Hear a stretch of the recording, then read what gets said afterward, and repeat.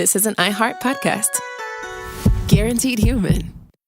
Stuff You Should Know is brought to you by Grainger. Grainger knows that if you're an HVAC technician and a call comes in, you need a partner that helps you find the right product, fast and hassle-free. And you know that when the first problem of the day is a clanking blower motor, there's no need to break a sweat. With Grainger's easy-to-use website and product details, you can be confident that soon you'll have everything humming right along. Call 1-800-GRAINGER, click Grainger.com, or just stop by. Grainger, for the ones who get it done. Work can be a little weird. Cringy training seminars, coworkers who won't stop talking about their plant, forgetting the mute button at an inopportune moment. We have to deal with a lot on any given workday. Sometimes it can feel hard to thrive and move forward in your career. Well, that's where LinkedIn comes in. LinkedIn helps you get ideas and insights from experts in your field, connect with people professionally, grow your network, and access tools designed to help you find the right fit for your next role. Whether you're just getting started, figuring out your next move, or looking to accelerate your career, LinkedIn is built to support you at every stage, because LinkedIn is the network that works for you. Visit linkedin.com/knowstuff to learn more. Welcome to Stuff You Should Know, a production of iHeartRadio's How Stuff Works.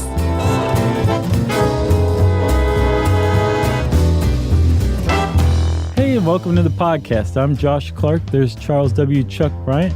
There's Jerry over there. And this is Stuff You Should Know, the podcast. How are you? I'm good, man. Good. I'm good. Great. Let me search down in my soul. Yes, I'm doing pretty good. How about you? Oh, well, I'm tired. Yeah. Everyone, I'm back in my house after 7 months of renovating. Yeah. And I had probably a week-long move. Easily. And that's with hiring movers. Right. Like they move the furniture, but like movers can't move everything. No, they really can't. I mean, I guess they can. But what's weird is the smaller and easier the thing is to move, the less likely the mover is to move it. Maybe. And I found myself wondering at one point, like, how do rich people move? I was like, they don't move like this. They just go to a new house and buy new stuff and leave the old Maybe. stuff. That's how richies do it. Because I thought when I hired a mover, I was like, ooh, I hit the big time because I'm not asking friends to help me move. Right. But then I was like, rich people still don't move like this. They're not packing things and moving things in a pickup truck 30 times. No, they're not. They probably haven't ever even seen a pickup truck in their life. Someone probably handles all of that, and it's probably really, really, really expensive. I think it's less expensive than you think. You may not have just been shown the correct pamphlet. Is there where you had portal? seen like the next echelon up was where they pack your stuff. I don't know that it's. I think it is definitely, I'm sure, more expensive than what you paid to not have them do that. Yeah. But I don't think it's like prohibitively expensive if you're already shelling out that much money for movers. You know what I mean? Yeah. So the two things, the two stereotypical moving things have happened to me, which is toward the end of the boxing up when you're first all careful about labeling and everything. And then at the end when you're just shoving things into boxes. Into like a garbage bag. Pretty much. Yeah. And then on the flip side, now that we're in our house, it's that thing where, I have the worst BO right now because I can't find my deodorant. Jerry and I can attest to that. And I'm too tired to go to 5 minutes away to buy deodorant. So I'm just like choosing to stink. Yeah, thank you. Sure. For making that choice. Not just for yourself, but for me and Jerry too. Oh, yeah. I'm too old to be moving, man. I'm no more. Okay, so this is the last time, huh? I told Emily I'm going to die in this house. This is the vow. Just hopefully not soon. Or you could shell out for the one where they actually pack your stuff up. Nah. The rich guy. They just pack me up, send me out to sea. There you go. Okay. Viking funeral. Okay. That'd be pretty cool. Yes. So obviously what we're talking about today is dietary supplements. Yeah, might as well, huh? Which I can't believe we've never done this one. We have done one called Does the FDA Protect Americans? Right. Which after researching this, I'm guessing we concluded no. Yeah, maybe. I do remember talking about thalidomide in there. So I think we were like, yes, in some instances they have protected people, but they don't so much anymore. But I'm surprised we haven't done this, especially with my dad having been the herbal Elvis. That's right. For so many years. Emily's all on that now. She's the herbal queen. What is she on? Well, she's not on anything, but she's not buying supplements. She's growing plants and distilling her own plants. That's really cool. Yeah. Like we have a big copper, whatever it's called, distillery. Still. Yeah. Yeah. You have a still in your house. We have a still that your wife puts unspecified plants into. Well, it's herbs. She's growing them in the yard and then putting them in the still, and then we get liquid out. So, and then you guys are taking it like the extract, like as a botanical supplement. Yeah.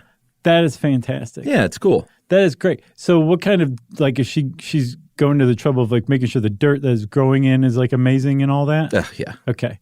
Trust me. Wow, that's great. I want a bottle of something. Yeah, I'll get Hook me up, bro. I'll get you a bottle of something. Okay. I don't even care what it is. You want some chickweed? I'll get you some chickweed. All right, I'll take some chickweed. I'll hold that under my tongue for 30 straight seconds. So, okay. So you're hip. You understand what a dietary supplement is. Well, on the herbal side, but I don't know. Like, I've never been good about vitamins and stuff like that. I'll get on a thing where I'll be like, I'm going to start taking a multivitamin. Right. And then, there's 6 bottles of 95% full multivitamins. That sounds awfully familiar. Yeah. Yeah. I've tried to start taking B12 and D. Yeah? Yeah. And I'm okay about it, but I forget frequently. It's never like, I don't feel like taking that. It's just I forget. Well, you know what they say. Spoiler alert. They say just eat good food. You don't have to take this stuff. Yeah. Food first is what that's called. Yeah, it's all in the food. So most people, Chuck, do not actually go to the trouble of distilling their own extracts, their own botanical extracts for dietary supplements. Most people buy it, and then, like you said, forget about it. But because so many people are buying it, whether they forget about it or not, it's something like I've seen anywhere between a $4 billion industry and a $40 billion industry in the United States. Yeah, and growing like fast. Yes, it's a pretty big spread actually, but it's significant that there is a lot of dietary supplements that are being taken, especially in America. And there's this old adage that Americans have the most expensive urine in the world. Yeah. Because a lot of people say, those aren't really doing anything. A lot of the pills that you're taking are just passing through you. And it's harmless because you're not absorbing the stuff. Or there may not even be anything in there. You just paid a bunch of money for some pills that don't actually have what they supposedly have in it. And if you think that, that's hilarious and you laugh for a little while and then you stop laughing and you go, well, wait a minute. Why would that be the case? It turns out the FDA actually doesn't regulate dietary supplements. That entire $4 to $40 billion industry basically exists on the honor system. Yeah, and as it turns out, and we'll get to the specifics later, there are things in actual plants that help absorb the good parts of the plant that the supplements do not have. So in some cases, maybe it is just coming out your pee. Right. So when people think about dietary supplements, the first thing you think of is vitamins. Yeah, or I think of like, I have no idea why, because I've never done this, but I think of like weightlifter guys, right, that like make shakes and things. Creatine, yeah, and then like a pig extract of some sort of like a gland, I think. No idea. Is it really? Yeah. Oh, no, I have no idea. That's why some bodybuilding supplements are glandular extracts, which sometimes you can end up with like a bacteria or hepatitis or something like that in your supplement. Or a hoof growing out of your back. And again, because there's nobody watching the people who are making this stuff. That's right. So anyway, back to vitamins. It turns out, remember electrocution? Yes. Vitamins is short for vital amines. Did you know that? Is it really? Swear. What's an amine? An amine is it's a type of protein, I believe. What is vital? It means that you really need it. It's important. And it was coined. It was coined back in 1912 by a Polish biochemist named Casimir Pulaski. I thought you were going to say Casimir Portmanteau. Casimir Funk. What? I'm not kidding. So I'm about to walk out of here. Let's get the fact of the podcast out of the way. Is this April Fool's? Vitamin is short. It's so hot in here. I know. Vitamin is short for vital amines, a term that was coined by Polish biochemist Casimir Funk. Back in 1912. All right. Well, now Josh is leaving, everyone. It's because my smells, glandular smells. Right. All right. So I did not know that. I did not know that was a portmanteau, or is that more an abbreviation? No, it's a portmanteau. It sounds like it. Yeah. Fancy. Isn't that a combination of words? I believe so. I think so, too. But people have been doing this for many, many thousands of years. In fact, some of the first inscriptions in Sumeria on clay tablets talked about herbs. This is nothing new, and that's why it's very popular now because I think people are saying, hey, they've been doing it for 5,000 years. Right. Humans have been looking to plants to heal us. Yeah, I mean, there's a lot of people who kind of say, well, wait a minute, we were using like botanicals, vitamins, minerals long before medicine was around. Mm-hmm. I'm kind of suspicious of the medical establishment getting in between me and vitamins. Yeah. A lot of people are very suspicious of that. And I think that's one of the reasons why the dietary supplement industry has boomed, is because a lot of people it appeals to the average person, the idea of just taking something natural and your body healing as a result. It feels good to treat yourself like that, you know? Yeah, and here in the States, would you say you're on D and B12? Yeah. Well, D is one of the most, after the multivitamin, the most popular, of course. Yeah. Along with C and calcium. And then as far as the specialty supplements, and this is a big one, omega-3 fatty acids. Mm-hmm. I see those all over the place. Yeah. Like good fatty fish. Of course, this is the extract of that. They just squeeze them. Squeeze that salmon out. Wring it out of them. Good. And then throw the salmon back. Good shot of salmon juice. What else? Probiotics. Yep. Fiber, of course, that counts. You're right. Which is kind of surprised me, I guess. But dietary fiber, it makes sense. Basically, anything that grows from the ground or that you can get from animals is technically considered a dietary supplement. Yeah. It's not necessarily a vitamin. There's only 13 vitamins. Yeah, but like garlic and ginseng and things like that, they all fall under that banner, but they are not vitamins themselves. Yeah. And like garlic and ginseng plants, those would be considered phytomedicines or botanicals. Right. And then you got minerals like iron, zinc, stuff like that. All of them, if you really want to put them all under a banner, whether it's a dietary supplement or not, those are considered micronutrients because you need very small amounts of them for your body to function, as opposed to macronutrients like fats, carbohydrates, and proteins. And pizza. Which you need a lot of. Yeah. Right. And some of the confusion comes in with the fact that there are many studies on both sides that say completely contradictory things about very specific vitamins. So it can be tough for a consumer to sort of weed through all that and know what the heck is going on, especially because of the lack of regulation, which I guess we might as well go ahead and talk about what happened in 1994, huh? Yeah. Where were you? I was in Athens. Were you there yet? I was probably hanging out in Athens on my way up there. Okay. I wasn't there quite yet, no. You're in, what was that town? Between? Yeah, I was in Winder. Yeah, everybody, there's a town between Athens and Atlanta called Between. Oh, is it really? Yeah. I didn't know that. Yeah, and it's called that because it's between Athens and Atlanta. Sure. It's their big claim to fame, apparently. That and being a speed trap. Don't speed through Between. I've never heard that before. Although half the town calls it Betwixt. No, they don't. I'm just kidding. Oh, okay. Well, you got arcane with that joke. I know. So in 1994, a big change happened in Congress. They passed what's called the Dietary Supplement Health and Education Act. And previous to this, there was a lot of tightly controlled regulation by the FDA. Uh-huh. And all of that changed in 1994. And was this because of like just some sort of general deregulation up with consumerism push? No. It wasn't? No. What happened was Senator Orrin Hatch of Utah, which was home to a lot of supplement producers. The Hatch. And hence a lot of supplement producing donors.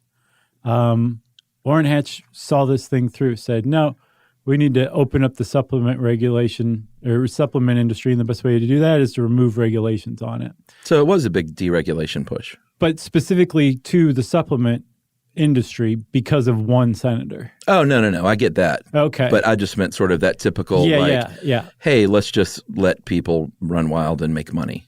Right. Yeah. Yes, exactly. And it was because of Orrin Hatch. Gotcha.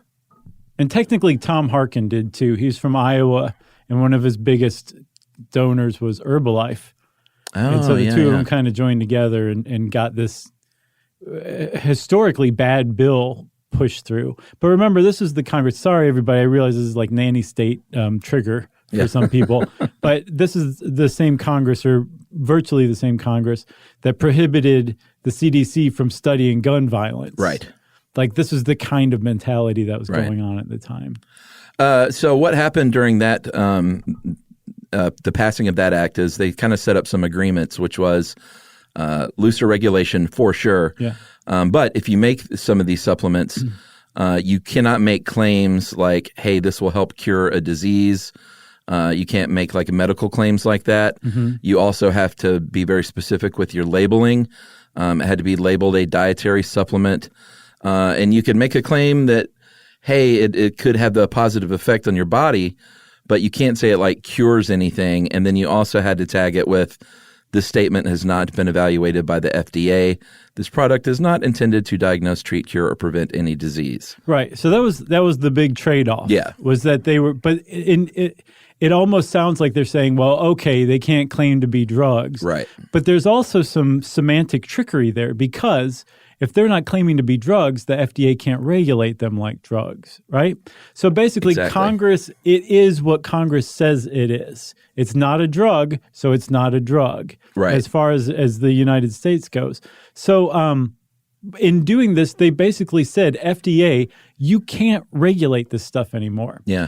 Everything that you've used to get pharmaceuticals that out to market that have been proven safe and effective, we're going to do the opposite. Yeah. These things are presumed innocent until they start hurting people, and then you can intervene. And then even when they intervene, their go-to technique for a dietary supplement that was proving harmful was to send a letter to the producer saying, maybe you should recall this. And the producer could either say, sure, let's do that. Right. Or, here's the finger, FDA. You have zero power over me whatsoever. Right. Let me look at my ledger sheet and see if I want to shut down my company Right. Pretty much. while I'm on my yacht. Yeah. Yeah. And I found a study from, I think this past year, that found something like 746 recalled or adulterated dietary supplements in the U.S., right? How so many? these 746. Jeez. So this means that they have been found to have anything from actual prescription drugs in them that aren't on the label, Right. or other things that aren't on the label, like fillers, things that people might be allergic to. Right. It might have some sort of chemical in it that's not supposed to be there. Who knows? But Or they're very little of what it says it has in there. right. That's a different kind of adulterated. These Yeah. are pharmaceutically adulterated. They found 746 of them had been flagged as adulterated. Yeah. Only 360 had been recalled. The other ones were just left on the market because the company said, "No, we're not going to do that. Yeah. We're going to keep selling them."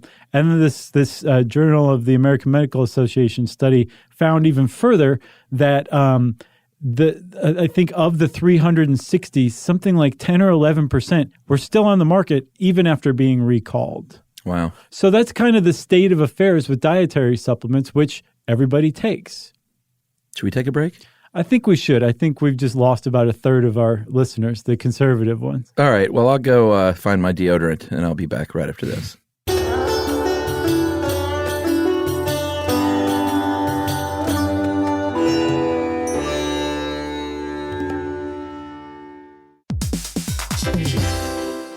Hey, everybody. I want to talk to you a little bit about Tide Evo because it represents over 10 years of innovation and product development. Tide Evo is a first-of-its-kind technology where tens of thousands of minuscule fibers are spun together to form a 6 times powerful layer packed with scrubbers, brighteners, pre-treaters, and fresheners. And that's going to deliver a breakthrough clean that's so powerful, it feels like magic. Yeah, it is kind of like magic. Tide Evo is revolutionary. A 100% concentrated, waterless laundry tile that's made of compressed microfiber soap layers rather than liquid or powder. And it's not like pods or sheets because it uses 6 layers of detergent fibers to deliver superior cold water cleaning without plastic packaging of any kind. And it provides a mess-free, lightweight solution that dissolves lickety-split. So whenever you run into a laundry challenge, turn to Tide Evo. It's revolutionary. It's magic. Try new Tide Evo. Real laundry magic.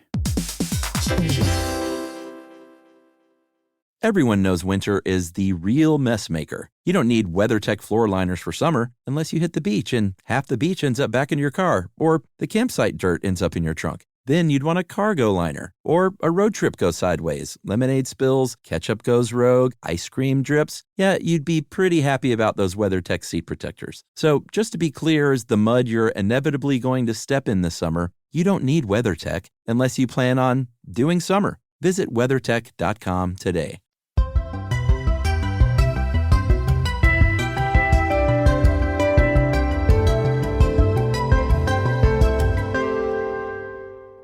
Okay, so we're back, and I'm totally calm. I still smell, and people are still selling supplements that are tainted and otherwise misleading. Yeah, and unregulated. That's where we are. Okay. So the FDA, for their part, supposedly has established some manufacturing practices, but again, it's, I guess, just voluntary whether or not you adhere to these. Absolutely. But there are, I guess there's a page somewhere on their website or letters that go out that say, here's what you might want to do. Yeah, it's like manufacturing good guidelines, basically, good Right. practices for manufacturing. And there are independent organizations that do test things. A couple of them are one called consumerlab.com, NSF, not NSFW. That'd be weird. It's like, come on, one more line. NSF International, and then one called, and this, I mean, I'm sure this is great, but it just sounds so like something from a movie, U.S. Pharmacopoeia. Right. Sounds like something like a future company from a movie or Right, something exactly. that does not do what they say they do. But those three, I mean, like they exist because they're fulfilling the role that the government should. Yeah. Or, I mean, I guess if you believe in government oversight, the government should. Right. In a way, the fact that those businesses that make money off of this exist, it's an example of the invisible hand at work, Like there was a need that came along, which is people need to know that what they're buying actually has the stuff in it and that it's safe. And these companies that make money off of it came along and fulfilled this need. That's what an Orrin Hatch might say. Like, look, not only are they booming, but we've created all these other companies that are doing what we used to do. Right. But from what I understand, U.S. Pharmacopoeia, they have a really good website, I believe, where they basically say this has been tested. It is pure. It has what it's supposed to have in it, in the amounts it's supposed to have in it. It doesn't have any extra stuff in it. You guys can buy this. And they put a label on the bottles. So for sure, look for that. If this is something you're already do or you're interested in trying out, right? Like definitely do some research. This is not the kind of hobby you want to just wade into by walking into a store and going, this sounds great. Right. A lot of people do that, though. So look for this stuff. Yeah. And then bear in mind also, I don't know about U.S. Pharmacopoeia, but I know that Consumer Labs goes to stores and gets their samples that they test. Oh, and they don't say, hey, just send us some stuff. Right. Yeah. Send us your absolutely purest batch for us to test and give you a seal on. They actually go to stores, and so their ratings and reviews are based on tests that they've done independently. Right. Not the stuff they sweep off the floor and put in capsules. Right. That was supposedly what, when I worked at Golden Pantry in college, they had and you probably know this as a former smoker, but the really, really, really cheap cigarettes. I've heard that before. And they always told us that that's just like literally stuff they sweep off the factory floor at like Winston-Salem or whatever, or Camel or whoever makes the cigarettes. That seems like one of those urban legends that is probably true. You know what I mean? I think, yeah. Like not all urban legends are wrong. That sounds totally true. Yeah. It's like, why are they so cheap? Right. Basics, remember those? I don't remember Basics, but I sold a lot of Bucks. They had a big deer on the front of it. Sure. Like a big deer buck. And they were, this is when cigarettes were, I don't know, let's say $2, and these were like 75 cents a pack or something. Yeah. How much are cigarettes now? They're super expensive, aren't they? I think they're anywhere between $5 and $12, but depending on where you are. Yeah, that's crazy. Maybe $5 and $15, something like that. I know New York has like they had $12 packs of cigarettes 10 years ago. I can't believe people will pay that much money for a pack of cigarettes. It's sad, man. Yeah. All right, so that's why we need government to prevent us from smoking cigarettes. So regardless of the fact that, let's say you find a supplement, it's got the seal of approval, you still should do some research. Talk to your doctor. It doesn't mean everyone's body is not the same. You shouldn't just be downing supplements because you think, oh, well, this sounds like it's good for me. Right. Everybody needs different things. There is a list here of supplements that are more likely or most likely to be safe for you and might be effective. Yeah, based on overall science and research and studies that have been done on these things. Yeah, so we'll just tick through those. Calcium, cranberry, fish oil, glucosamine sulfate, which I give my dogs. Lactase, lactobacillus, that's the probiotic, right? Psyllium, how do you pronounce that? Pygium, maybe? Yeah, I think that's right. Pygium, good old Sammy. That's S-adenosyl L-methionine. Yeah, St. John's wort, and then vitamin D. Which, by the way, get this about vitamin D. So if you're a vegan, very frequently people are like, you should take some extra dietary supplements. They're like, I take vitamin V. The problem is not all supplements are vegan, right? Especially vitamin D. The reason vitamin D is very rarely vegan. Oh, boy. This is where most vitamin D, unless it specifically says vegan vitamin D. Oh, no. It is extracted lanolin from lamb's wool. Oh. That is sent. What did you think it was going to be? I don't know. Some sort of testicle. Oh, no. You got to pay extra for the testicle. Yeah. So they extract lanolin from lamb's wool, send it to China where it's exposed to UV light to mimic sunlight. Wow. Because that's where we get a lot of our vitamin D is exposure to sunlight. And then it's put into pills and there you go. So if you're a vegan, you wouldn't want to eat an animal product, lanolin. Yeah. So you really have to look out for that kind of thing. Wow. And also one more thing about vegans and vitamins. Yeah. One of the big controversies that prove to some people that you're not supposed to be a vegan is that we need B12 quite badly. We need it for I believe bone health. I can't keep up. I've seen so many like different things that vitamins do over the last couple of days, but we need B12. How about that? Okay. B12 is only gained, as far as we know, from animal sources. Ipso facto, we need to eat animals to get B12.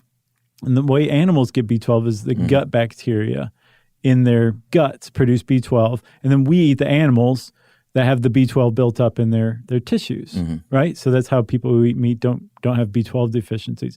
But vegans say, where are the animals like cows getting that B12? Right. From their bacteria. Where's the bacteria coming from? They say it's from the soil. So there's this big controversy. Is the B12 producing bacteria actually in the soil? And if so, are the factory farming methods like washing produce that we use actually washing off the B12 that you would get enough of as a vegan? Yeah, man. It's fascinating. Wading into these waters is so perilous. We've got to do a plant-based diet episode sometime. Yeah, you know, who is it? Coach, Seattle Seahawks coach Pete Carroll, one of the older coaches in the NFL, but one of the more vital old guys. He switched his diet to completely plant-based, like raw foods diet, I think within the past couple of years. And now he's dead. Yeah, he dropped dead on the spot. No, he said it's just, and he's not the only person, obviously, in the news talking about this stuff, but I just read something recently where he was just like, you would not believe the change in my life and body. Right. And I was like, yeah, I imagine if you just eat raw vegetables, that would be a great thing for your body. Sure. We'll find out. And I'm not saying that with a sneer. It's just, that would be hard for me. Yeah. Yeah. It's probably something I should do. I should just eat raw vegetables for the rest of my life. Chuck, I don't know that it's healthy to deal in shoulds. So there are also some supplements that they say should be avoided because there are links to side effects that can be pretty serious. Yeah, that list you just read like a half hour ago about ones that are probably okay for you and probably actually are beneficial. They came up with the opposite list of that too. That's right. Right. It was the same like study that came up with the double-edged sword. Bitter orange is one, and that one can be especially problematic because from what I read, that can just sort of ramp up it's sort of like speed in some ways. Yeah, especially when you mix it with caffeine. or speed. Oh, yeah. Or like meth. Yeah. You're like, wow, this meth is giving me a real nutritional deficiency. I should probably start taking vitamins. That's what most meth addicts do. Well, bitter orange, though, is something people do use to lose weight. And it can lead to a heart attack and stroke if you take enough of it. And usually, and we'll talk about this more, but this stuff combining with other things is kind of where you can get into problems. Right. I saw a lady one time at a restaurant where I was working pass out on the middle of the floor, and it's because she had just, we learned from her friends, after the ambulance came, she had just come off of a week-long, like, I'm doing nothing but eating cayenne pepper and lemonade? No, but maple just syrup? like water and vitamins or something. And then to celebrate the end of the week, she was like drinking and eating steak. Oh, good. And she just hit the deck. That's how it's done. That's a real problem, refeeding. We're going to do an episode once on this man who didn't eat for a year. And We're going to do that? Yeah. Okay. And they were smart enough to figure out that like he couldn't just start eating. He had to slowly work food back in. But you can die from that after a long enough fast. If you don't refeed, go through the process correctly, you can just drop dead. Like you have a heart attack basically from eating food. Yeah, this lady was fine, or I'm assuming she was fine because as they were wheeling her out, she did the thing that all pro athletes do. She just gave the thumbs up on the gurney. She's all right, everybody. She's okay. So what else is on there? Chaparral colloidal silver. That's a big one. That's the one that turns you blue. Wasn't it a senator or somebody? No, it's like an old-timey guy with a beard, the blue man. I think there was a congressman or a senator that turned blue, if I'm not mistaken. It's like permanent. Is it? Yes. I saw that it tends to be permanent. Oh, boy. Yeah. Once you turn blue, you don't go back, is the old saying. Colt's foot, which I had never heard of before. Supposedly good for asthma. Also linked to liver damage and cancer. Right. Geranium, country mallow. That has ephedrine in it. Yeah, city mallow is great. Country mallow, no good. Kava. That's so dumb. It was so dumb. And what else? Yohimbe? Yohimbe, sure. Which is frequently used for erectile dysfunction, but unfortunately, it's an MAOI, which means that if you drink like orange juice on this thing, you can drop dead. Wow. And this list is obviously, it's not comprehensive. And also, I want to just say one more thing real quick. So I am not attacking supplements. I take supplements myself. And the idea of taking something even synthesized, but that's based on scientific investigation into nature and nutrition and all that, I find that endlessly appealing. I love that. Sure. And anything that can help you be a healthier person, I'm in favor of. So I don't want to give the impression that I'm just like gleefully shooting holes in the idea of people taking supplements, because I take them myself. Yeah, I don't think that's coming across that way. Okay, good. You seem like you're in a good mood is all. Because I gleefully shoot holes in a lot of stuff. Oh, sure. I'm just not doing this now. So here's the thing, too, which this article points out. These are having a good list and a bad list is all well and good, and it can be helpful if you don't know what's going on. What's going on? You know, and you like want to start at like zero and learn a couple of things. A list like that is good, but it's again, you have to know your body and talk to your doctor about stuff and like what other medications are you taking and what's your end goal. Yes. So you want a doctor who is not opposed to supplements and who's knowledgeable with supplements. Yeah. Because any good doctor worth their salt, especially one that came around post-90s, should be all about supplements and should know what supplements work, what to recommend to you, to also know what you're on and what you can't have, what interacts poorly. Yeah, I think finding that doctor in the middle ground, though, can be tough these days. Because on one end of the spectrum, you have what Emily calls the hokey pokeys, which are like, oh, no, don't take any pharmaceutical medicines ever. Sure. Only take these plant things. Yeah. And then at the other end, you have doctors that are like, I believe in science, so only take prescription drugs. Right. Don't mess around with any plant-based thing because you're just going to pee it out. Right. And I find that it's hard to find someone in between. Right. I think also, even if you do find one that is in between in spirit, they might not have all the information. Yeah. Because, you touched on it earlier. There's a lot of conflicting and competing studies. Like this article from How Stuff Works says that back in 2013, after years of being told that they should take vitamin D and calcium for bone health, that postmenopausal women were told, stop taking those things. Yeah. Not only do they not help you, but the additional calcium may lead to everything from a heart attack to kidney stones. Yeah. Because kidney stones are typically made of calcium deposits, right? And then another study, I think, came out that same year and said, no, keep taking those things. Not only do they help you, they probably actually don't produce kidney stones. Yeah. And you know that, like, if you go on to like CNN or NBC or Fox News or whatever in their websites, they have both articles screaming both headlines, the opposite.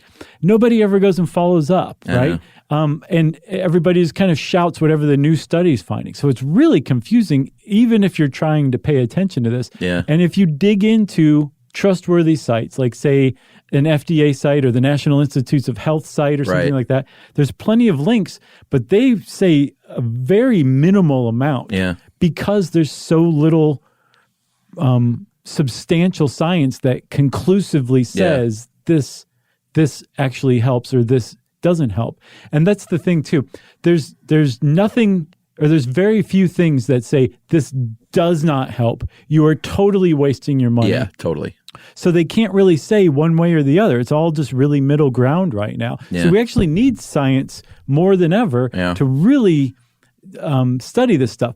But I mean, they are studying it. They're just coming up with differing results. Somebody just needs to God needs to come down and be like, take this. And just point at the Bible. Yeah, some vitamin church like Ned Flanders. The answers are within. Did Ned say vitamin church? Yeah, and a healthy dose of vitamin church. That's great. One thing we do know is that, and this is across the board, everything I researched said this, if you see anything that says this is totally safe, this has no side effects, this will give you an erection for sure, this will make you lose weight, like those are the big, or, you know. Is it going to transfer all your weight to your erection? Right. Or gentlemen, like, would you like to last longer? Like anything related to sexual performance and like weight loss is just super hinky. Well, it's not only that the claims are frequently hinky, a lot of times the claims are correct. Like this crazy botanical for erectile dysfunction works really well. But don't drink orange juice. No, it's because they use Viagra. Right. Like one of the ways that bodybuilding, weight loss, and sexual enhancement supplements become adulterated is they have actual pharmaceutical drugs in them that aren't on the label. Some companies have figured out that the FDA is totally powerless, and a really good way to sell cheap pharmaceuticals, generic pharmaceuticals, to Americans is to put it in a supplement, not put it on the label, and go basically around the FDA by going through the FDA. So are these sold by the actual pharmaceutical companies under sort of like a sub-business title? And I think it's largely fly-by-night companies. Well, and do they partner with them, or do they just buy a ton of Viagra? No, they know a guy in China who can get pounds of like cheap generic Viagra. Gotcha. Or Prozac is another one that pops up, especially in weight loss ones. Steroids, some drugs that like were up for FDA approval as pharmaceuticals, and FDA said nope, too dangerous. They turn up in dietary supplements, and like it's one thing to waste your money and just pee out expensive urine. It's an entirely different thing to take prescription drugs unknowingly and without any sort of medical supervision, because the government agency that's supposed to be keeping an eye on this stuff is expressly forbade from doing that. Yeah, they're also, you need to, like when we were talking about the high fructose corn syrup, the fact that that's in everything, you don't even know it. And sort of the same thing here, like the foods you're already eating may be good enough. If, chances are if you're eating really good, like whole foods and things like that, you're probably not diving headlong into the supplement thing. But if you're already getting like a ton of vitamin D in various foods that you don't even realize, and then you take it on top of that, or God forbid, if you think, I'll just quit taking my medication because I think this will help. Like none of that is a good idea. No. And then we should probably just talk about ephedra really quick because that was a very big deal in the 90s. You could buy it at gas stations. Yeah, and it was marketed as a weight loss thing, and I'm sure it probably worked in that capacity. Gives you a real good buzz, it said on the package. Did it really? Probably. There were probably some. It said it in like a bolt of lightning or something. Well, 15 deaths were attributed to it by 1996, and then I do remember in 2004, the FDA finally banned it, and it wasn't necessarily because of this, but a very high-profile death in Major League Baseball happened. Do you remember who it was? Yeah, he was a pitcher, I think. Is Steve Beckler, I think. And he died, I think, during spring training, if I'm not mistaken. And they linked it to ephedra, and they finally were like, maybe we should step in and do something here. Yeah. Because America's pastime is at stake. Right. It'd be like if an apple pie just dropped dead from ephedra. Get rid of the apples. Oh, yeah. Oh, no. Sorry, the other way around. So let's take our second break, Chuck. Yes. And then we'll come back and talk some more food, okay? Yeah, let's do. Okay.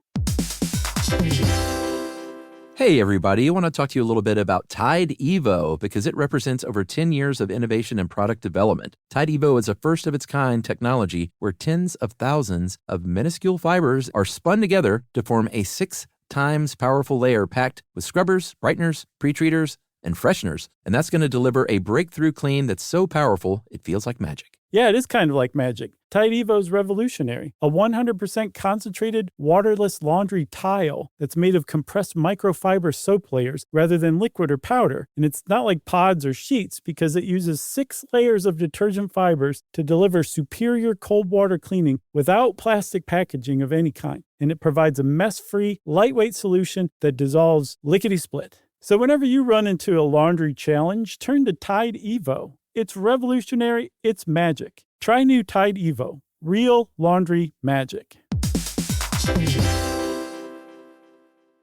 Everyone knows winter is the real mess maker. You don't need WeatherTech floor liners for summer unless you hit the beach and half the beach ends up back in your car, or the campsite dirt ends up in your trunk. Then you'd want a cargo liner, or a road trip goes sideways, lemonade spills, ketchup goes rogue, ice cream drips. Yeah, you'd be pretty happy about those WeatherTech seat protectors. So just to be clear, as the mud you're inevitably going to step in this summer, you don't need WeatherTech unless you plan on doing summer. Visit WeatherTech.com today.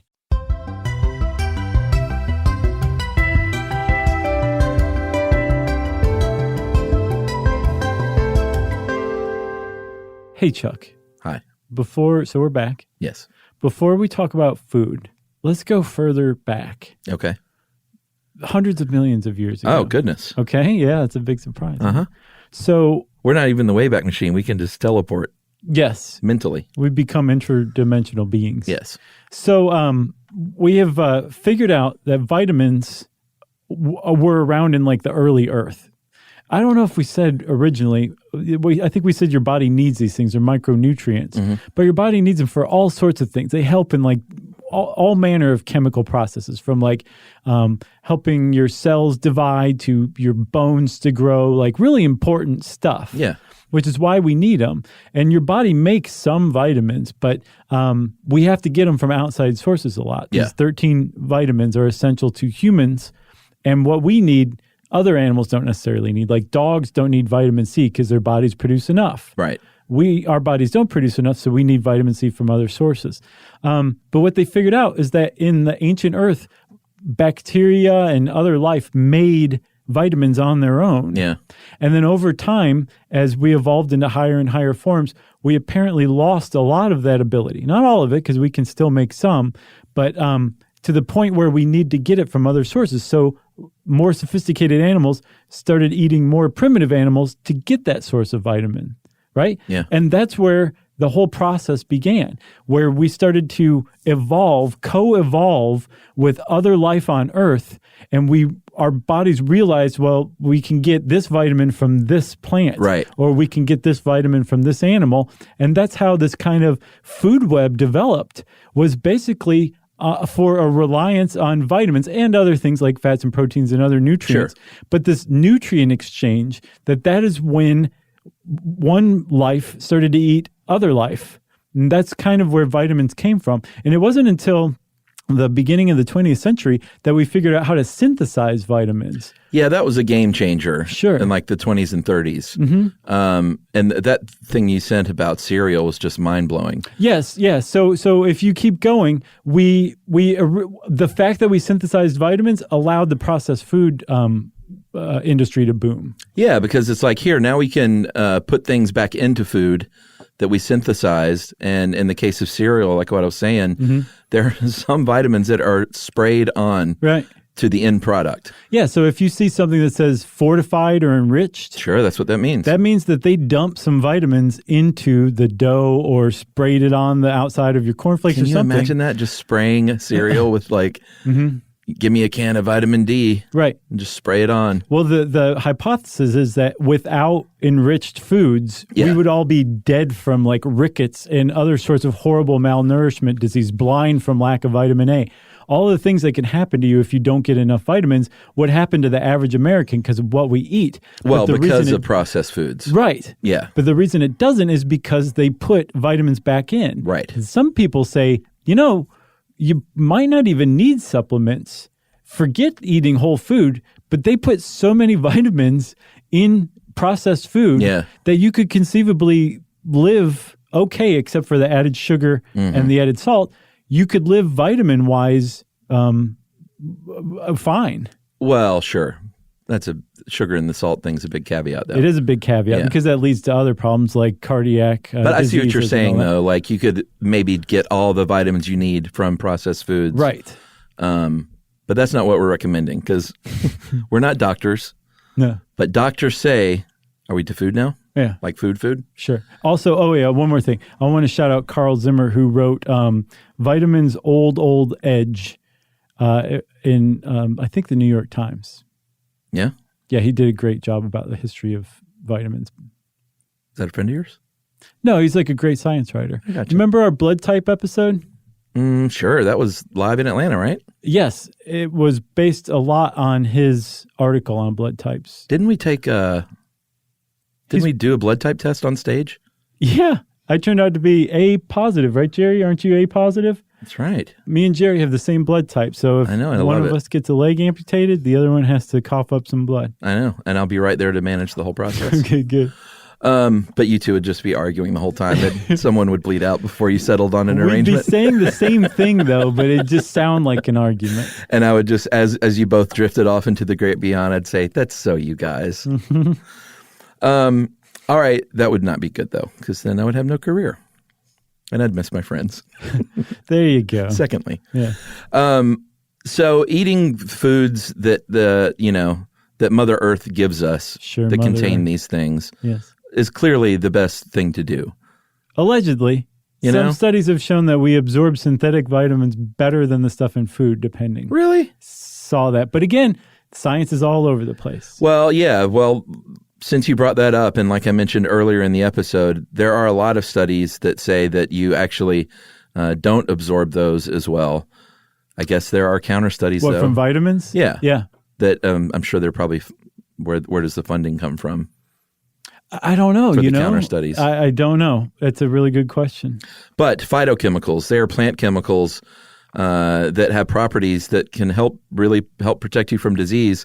Those aren't in the supplements, though. No. The phytochemicals are what you get when you eat the raw broccoli. Right. I think you can get supplements, very high-end supplements that have phytochemicals and other stuff in them. Rich people supplements. So like, in the future where they're like, here's a meal and a pill. Uh-huh. What they're kind of hinting at is a fully fortified like pill. Yeah. And that like in the vitamins we take now, if you take vitamin D, you're getting vitamin D. Sure. Whereas if you drink some milk, you're getting a whole bunch of other stuff along with that vitamin D. Sure, lactose and calcium. Right. And those things work together in your body. And so you're giving your body a shot of all these things that work really well together. And that's the argument for eating the food. Oh, for sure. Phytochemicals, they think, enhance what's called bioavailability. And that's what we've been talking about, which is how much you're actually absorbing. And I guess just pick a study, because one might say you pee it right out, and another might say a supplement, and another might say you don't. Mm-hmm. That's where it's maddening, It is. One of the things that I think U.S. Pharmacopoeia, one of the those groups, they test to make sure that the pill or the vitamin or the supplement actually dissolves in the stomach, Right. so that you do have a fighting chance of absorbing the nutrients in there. Or does it say on the bottle, don't pee for 3 hours after taking this? Just pinch it. Here's another study from the University of Pennsylvania School of Medicine. It showed that omega-3s in fatty fish, like a salmon, let's say, they were better able to maintain proper blood pressure. Mice were, than with that same omega-3 supplement, the fish oil pill that you will take. Yeah. And that's a big deal. There's no like substitute, I don't think, for the real thing. Well, they found like on the actual like level of your blood vessels that the naturally occurring DHA holds open your blood vessels, whereas the synthetic version doesn't, and it actually fights the natural version in your bloodstream too. Yeah. So, but I mean, that's just DHA, that doesn't necessarily extrapolate to vitamin D or vitamin B12 or anything like that. Well, that's why you got to really like dig in if you want to start taking supplements. Mm-hmm. Do your research. But I think the idea that there are such things as phytochemicals that we don't necessarily need to live, right? Like resveratrol in grapes or lutein in spinach, or lycopene's a big one that you find in tomatoes. Things that give it a plant its flavor, its odor, and its color. Yeah, those are phytochemicals, and those are the things that act as antioxidants. They regulate hormones. They do all the stuff that we don't have to function. Right. But that actually take that you go from surviving to thriving, it seems like, when you incorporate phytochemicals into your diet. Yeah, you want a shiny coat and glowing skin. Yeah, exactly. You don't need that stuff. No. Here's another thing, the RDA. And I think the RDA, it's not just with the recommended daily allowance. That doesn't just cover supplements. I mean, that's kind of for calories and all that. Yeah, I mean, that's a whole range of things. Yeah. But amazingly, that has not been updated since 1968. Yeah, it was a different country back then too. There were a lot more farmers. Yeah, and it's recommended for. I mean, they're trying to cover all of America, so it's not like the RDA for each person. They liken it to a sweater in this article that you sent. It's like trying to create a sweater that would fit 97 out of 100 Americans. Americans? Yeah. And that's just not possible. No, I mean, this author, Catherine Price, who wrote Vitamania, she's putting it like 95 Americans will find it too large. It'll fit one. It won't fit, 4 of them, but it'll fit kind of some, or it'll fit over some people, but it'll be wrong for them. That was her point. Yeah, and supposedly they're going to update the RDA from 1968 when in a couple of years, 2020, next year. That's what I saw. We'll see. I'm interested. I can't sleep. I'm sure it's behind schedule. I can't wait. Oh, the other thing to be that you got to wonder about sometimes is if what the long-term effect of something like this might be.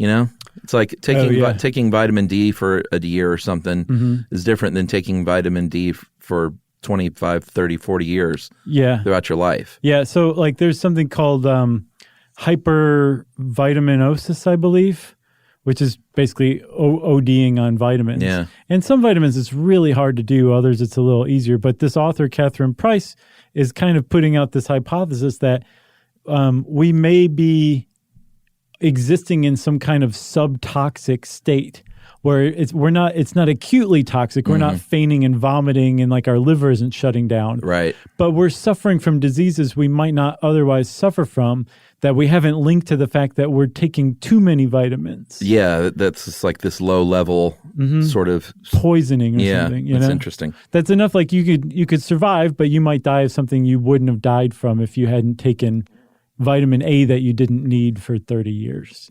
And it's a hypothesis. It's not proven, but I've seen other people suggest it too.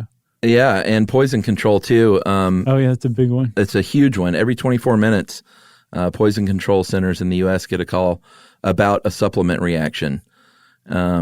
It happens a lot. Yeah, there's about 23,000 ER trips from supplements in the U.S. each year. Yeah. I mean, you think poison control is just like I swallowed something with a skull and crossbones on the label, but that's really not the case. No. And this is especially true with kids. Like, you should treat these things like, it sounds harsh to say like it's poison. Right. But if you got a toddler in the house, don't leave your supplements down where they can get them just because it says all natural. Right. Yeah. And and that's part of the problem is they have this kind of veneer of wholesomeness because they are natural. And this is stuff that's reported to poison control. Right. You supposedly can report something to the FDA, but how many people are doing that? No, a lot of people, if they do suffer an adverse reaction, will contact the company, the manufacturer. Yeah. And the manufacturer on paper is supposed to report the incident to the FDA. Right. But again, it's on the honor system. Right. Or you just go to the doctor and they say, maybe you should lay off the whatever you're taking. The wacky tobacco. Yeah, vitamin Church. W. Yeah, maybe lay off that and then you never report it. So the long and short of it is I think they said something like 90% never get reported to the FDA at all. Right. So, I mean, I don't really know how to wrap this one up because the jury's just so out on so many things. I mean, for the most part, it does seem like you're going to do little more than waste your money on something you don't need. But I think the movement today is to say, no, just before you really start a supplement regimen, before you go all Ray Kurzweil, because he takes like 250 pills a day. Really? A day. Every day. He's a futurist. He's Google's chief Imagineer or something like that. No, that's a Disney term. He takes like 250 pills a day. Before you do anything like that, the kind of the recommendation du jour is try eating more of a whole foods diet. Yeah. Like go spend all of your money at Whole Foods, I think. Is what it is. That's what that means? Jeff Bezos is driving that one. Yeah, I agree. This is a tough one to wrap up, and I believe we will get equal parts email saying from people who swear by it. It almost takes on a religious quality to people that think it's complete bunk. And a couple of people saying like, leave Orrin Hatch alone. Well, since I said leave Orrin Hatch alone, I think that means it's time for listener mail. It is, and I'm going to call this Josh and Chuck are feminists. Hey guys, I'm consistently impressed by how clued up you are on feminism. And by feminism, I mean equality in general, because you always point out times in which men struggle in society too. From my point of view, you also regularly look through a race lens, disabled lens, and gay lens. Although I cannot speak for how well you are doing there, to me it seems incredibly inclusive and sympathetic. Thanks. You're welcome. Oh, you mean, gotcha. Right. I think you two may be the only two adult men I've ever heard speak the way you do, and I massively respect you for that. It's so important to have influential men speak in these ways. I don't think that you ever really push those arguments down people's throats, but instead, matter-of-factly stating these issues during an informative podcast in a man's voice must have an influence and it is having an effect somewhere. I've even heard you criticize some second-wave feminist ideas and trump them with third-wave feminist ideas. I think it was in the makeup episode, you guys were discussing feminists of the 70s shunning women who wear makeup, and Chuck said, I think they may have got that one wrong. And then you two proceeded to have the most progressive chat ever about how women aren't just wearing makeup for the purpose of pleasing men. Makes my head explode with excitement, guys. To each their own. Keep doing what you're doing. That is from Alice Chibnall, a Kiwi living in Edinburgh. Thanks a lot. Great city. Agreed. Great country, too, New Zealand. Yeah, I mean, she's winning on both fronts. That's where a lot of the sheep lanolin and vitamin D comes from. Oh, I bet. New Zealand. Thanks a lot, Alice. We appreciate that. It was very nice to hear. If you want to give us compliments, man, send them in. You can find us all over social media. Go to our website, stuffyoushouldknow.com. And as always, you can send us an email to stuffpodcast@iheartradio.com. Stuff You Should Know is a production of iHeartRadio's How Stuff Works. For more podcasts from iHeartRadio, visit the iHeartRadio app, Apple Podcasts, or wherever you listen to your favorite shows.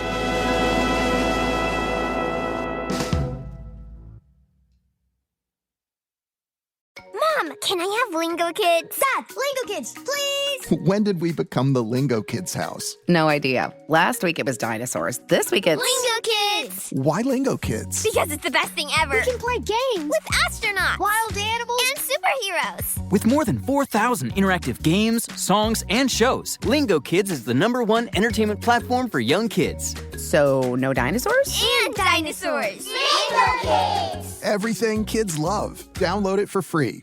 You know, you could be adored by everyone and still completely ignored by your cat. Trust me, I know. But if you feed your cat Sheba, you can go from being ignored to truly adored in 12 days guaranteed or your money back. Sheba has a full menu of products, appetizers, entrees, treats, even a kitten's menu. It's so cute. So Sheba has a product for even the pickiest eater. Like Sheba Puree, it's made with bone broth, their chef-inspired flavors. It's got a smooth and creamy texture that cats love and contains no corn, wheat, soy, or artificial flavors. It's food that your cat's gonna love. To learn more, check out Sheba.com. That's SHEBA.com. This is an iHeart podcast.